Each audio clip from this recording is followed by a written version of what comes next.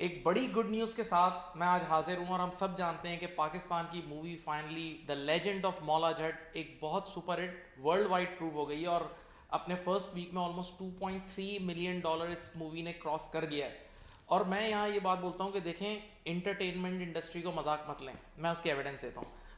میں انٹرٹینر تو نہیں ہوں، میں ایک ایجوکیشنسٹ ہوں، اور میں ایجوکیشن پہ بہت سارے بلاگس بھی بناتا ہوں.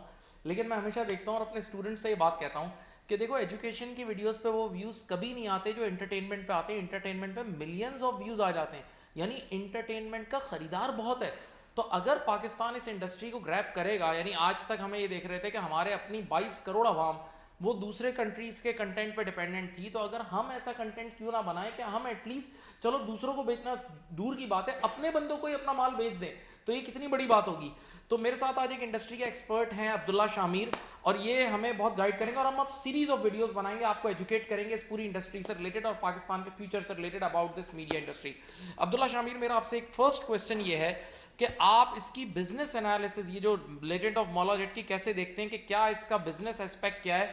آپ آڈینس کو شیئر کریں پلیز. دیکھیں جی، اگر ہم اس کے بہت ہی بیسک سے آنکڑے اگر ڈسکس کر لیں تو 55 کروڑ روپے کا بجٹ ہے، ٹھیک ہے. اور ابھی موجودہ صورتحال اور حالات کے مطابق کہا جا رہا ہے کہ اس فلم نے 100 کروڑ کا جو حصہ ہے وہ کراس کر لیا. اب کہنا بڑا آسان ہے کہ 55 کروڑ روپے لگائے اور 100 کروڑ روپے نکال لیے، لیکن اگر آپ تھوڑا سا اس چیز کے پیچھے جاتے ہیں تو آپ کو بہت ساری چیزیں نظر آتی ہیں. اس 100 کروڑ کے پیچھے ایک انسان کے 10-12 سال کی ایفرٹ ہے. اس 100 کروڑ کے پیچھے اس بندے کا وہ آرٹ ہے جو اس نے اتنے عرصے میں سیکھا، اپنی یونیورسٹی سے سیکھا، اپنے پریویس ایکسپیرینسز سے سیکھا، اور اس کے بعد جا کے اس نے ایک ایسا بلاک بسٹر بنایا ہے، ٹھیک ہے. تو اس فلم کو اگر آپ دیکھا جائے تو ایکچولی اس نے کیا کیا کہ اس نے فلم کے جو جتنے بھی اصول ہوتے ہیں، جو آپ کہتے ہیں کہ جو فلم اسکولز میں پڑھائے جاتے ہیں، وہ تمام فالو کیے. لائک بہت سمپل سی بات ہے، مارکیٹ ریسرچ. یہ فلم دراصل پنجابی زبان میں، جو دنیا میں تقریباً 148 ملین لوگوں کی زبان ہے. اچھا، یہاں میں ایک چھوٹا سا آپ کی بات دیکھیں، آپ نے کہا یہ فلم 10 سال میں بنی، تو میں یہ کرٹیسائز نہیں کر رہا کہ 10 سال زیادہ ٹائم ہے، لیکن انٹرنیشنلی جیسے بالی ووڈ کی، ہالی ووڈ کی جو ایک اچھی مووی ہوتی ہے وہ کتنا ٹائم لیتی ہے؟ سر دیکھیں، فلم کا جتنا بڑا کینوس ہوگا وہ دراصل اتنا ٹائم لے گی، ٹھیک ہے.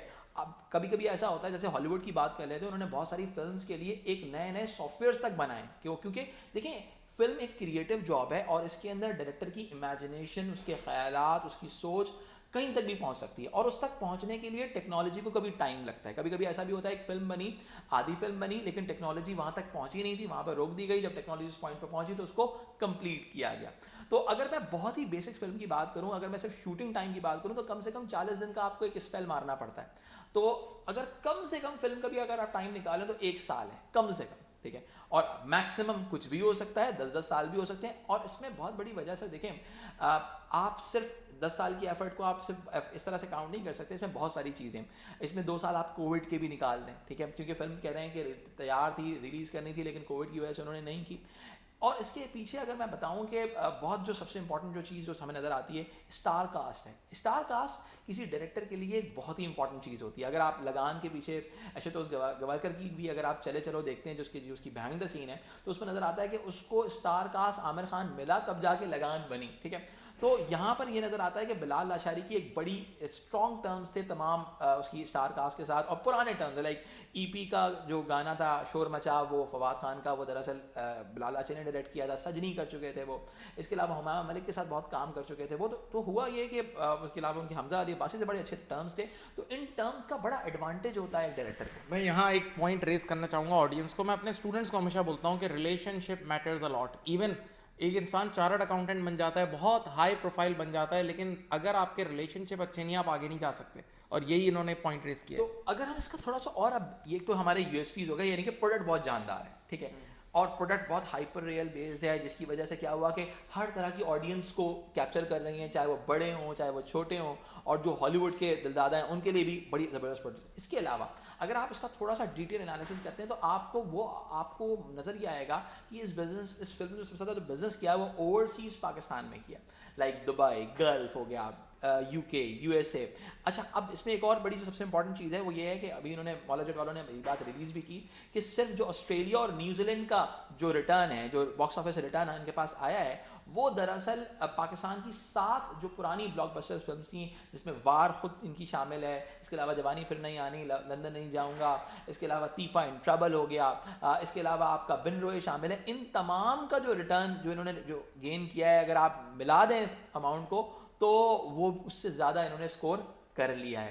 تو اس کی بڑی وجہ یہ ہے کہ انہوں نے ایک ایسی مارکیٹ کو ٹارگٹ کیا ہے جس کی پاپولیشن پوری دنیا میں, اور اگر ہم تھوڑی سی اس چیز کو دیکھیں کہ بہت سارے لوگ ہوتے ہیں یو کے اندر جن کی فرسٹ مدر ٹنگ جو ہوتی ہے وہ دراصل وہ پنجابی ہوتی ہے, اینڈ ان کی سیکنڈ ٹرم جو لینگویج جو ہوتی ہے وہ ہوتی ہے آپ کی انگلش ہوتی ہے.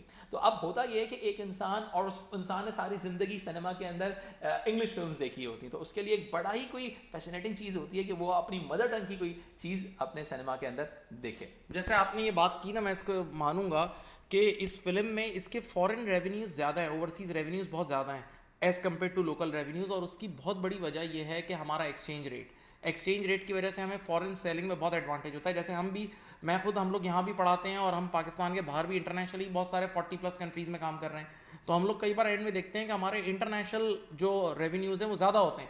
تو میں اس بات کو ایگری کرتا ہوں. اپنا بہت خیال رکھیے گا. اللہ حافظ. Thank you.